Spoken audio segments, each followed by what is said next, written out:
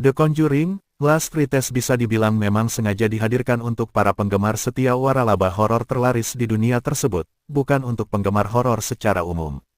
Bagi mereka yang tidak spesifik menggemari The Conjuring Universe, mungkin film ini akan terasa sangat membosankan dan tumpul dari segi horor juga kengeriannya. Masih banyak film horor yang lebih bisa bikin menjerit hingga trauma dibanding Last Retest, termasuk mungkin The Conjuring 2013 yang ikonis dan menjadi awal mula semesta yang agak tak berpola ini. Namun bagi mereka yang sudah jadi, anak-anak, Ed dan Lorraine Warren, kisah yang ditulis Ian Goldberg, Richard Naing, dan David Leslie Johnson McGoldrick berdasarkan cerita James Wan dan Johnson McGoldrick ini bisa jadi penutup yang manis dari 12 tahun perjalanan. Secara objektif, naskah yang ditulis trio penulis ini sebenarnya standar saja.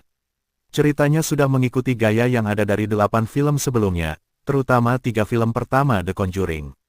Tak ada gebrakan berarti dari pengemasan cerita maupun dari alur dalam Last Retest, selain daripada trio penulis memberikan ruang yang lebih banyak dengan kisah drama keluarga, baik untuk keluarga Warren maupun keluarga Smurl.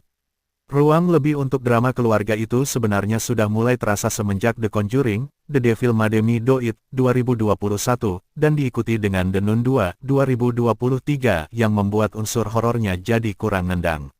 Ruang itu semakin diperluas lagi pada The Conjuring, Last Retest, yang membuat saya merasa film ini adalah benar-benar film keluarga dengan unsur horor, bukan film horor dengan unsur keluarga.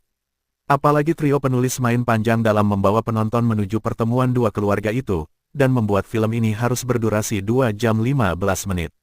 Teror horor yang disebar selama lebih dari separuh pertama juga lebih berfungsi sebagai cubitan kecil yang menjaga penonton tak tertidur sebelum dua keluarga bertemu.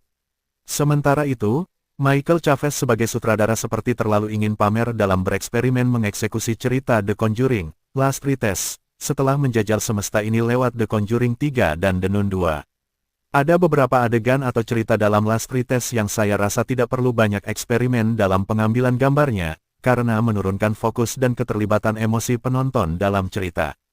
Chavez seperti terasa terlalu fokus pada teknik pengambilan gambar dan visual alih-alih membangkitkan jiwa juga rasa dari cerita yang ada. Sehingga, Last Retest terasa seperti dada ayam goreng, seret.